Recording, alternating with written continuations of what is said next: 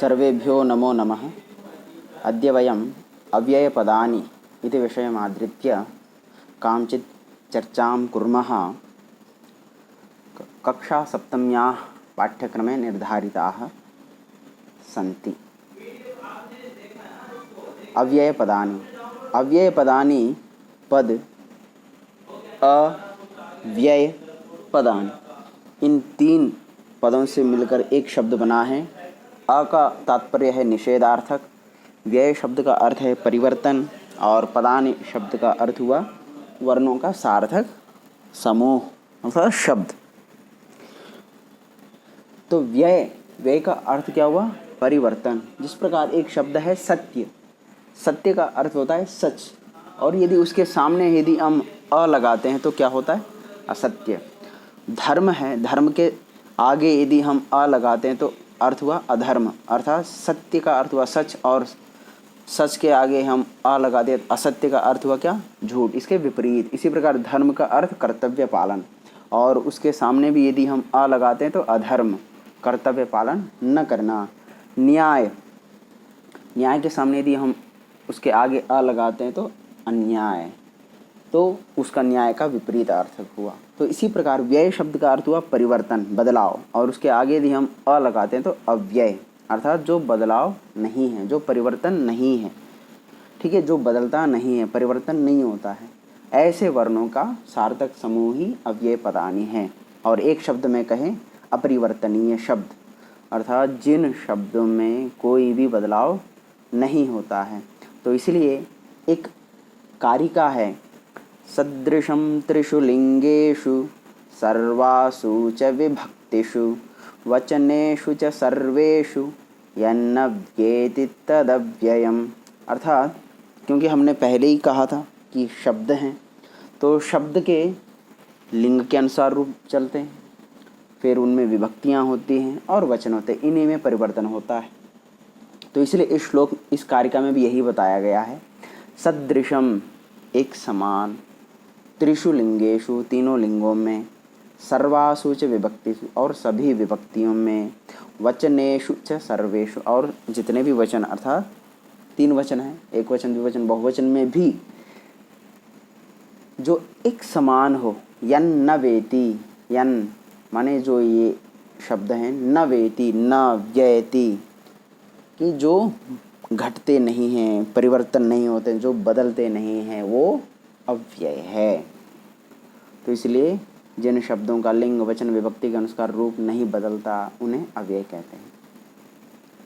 आगे जो आपके पाठ्यक्रम में जो शब्द हैं, पुरा, कदा, श्वः, वृथा, ह्यः, धिक्, शीघ्रम, मा, तो ये 8 शब्द हैं।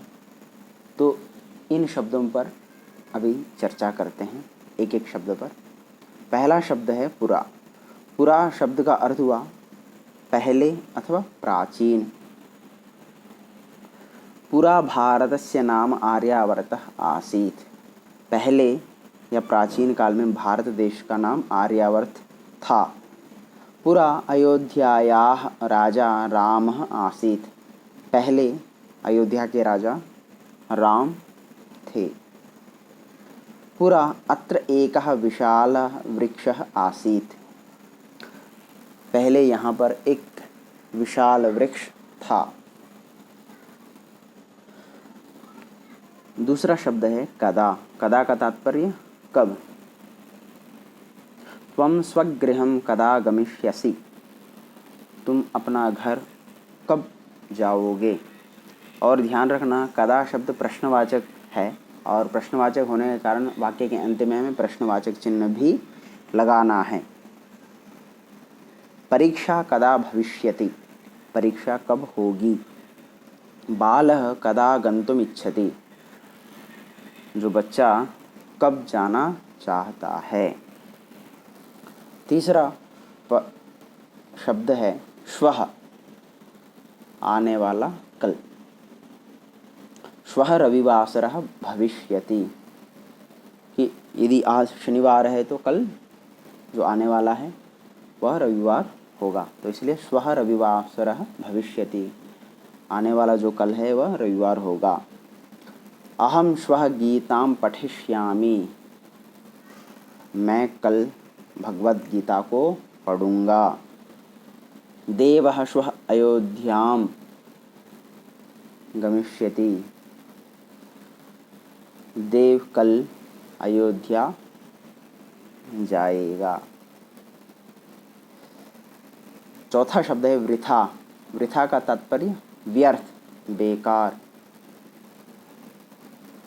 गृहे वृथा कलहम मा कुरु, घर में व्यर्थ में ही कलह माने झगड़ा मत करो। कक्षायां वृथा मा वदतु, कक्षा में व्यर्थ में मत बोलो। निर्जन स्थाने रोदनम वृथा भवति, निर्जन स्थान माने जहाँ पर लोग ही नहीं हों, ऐसे स्थान में रोना व्यर्थ होता है, बेकार होता है, क्योंकि उस वहाँ पर रोने से किसी को कोई फ़ायदा नहीं है, ना आपका दुख सुनने वाला वहाँ पर कोई हो। आगे यह बीता हुआ कल। यह शुक्रवासरः आसीत्, कल शुक्रवार था। यदि आज शनिवार है तो कल जो बीता हुआ वो शुक्रवार था। यह गृहे कार्यक्रमः आसीत्, कल घर में फंक्शन था। यह परीक्षा आसीत्, कल परीक्षा थी। तो जो भी बीता हुआ है उसके लिए हम यह शब्द का प्रयोग करते हैं।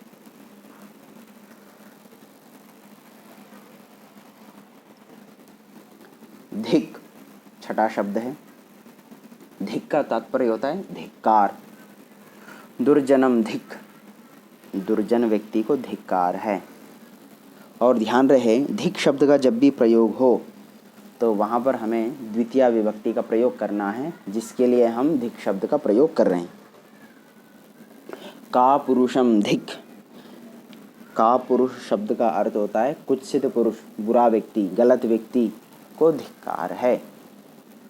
असत्यवादिनम धिक, जो झूठे लोग हैं, जो झूठ बोलने वाले हैं, उनको धिक्कार है। शीघ्रम जल्दी। साधवः प्रातः शीघ्रम उत्तिष्ठन्ति, साधु लोग प्रातःकाल जल्दी उठते हैं।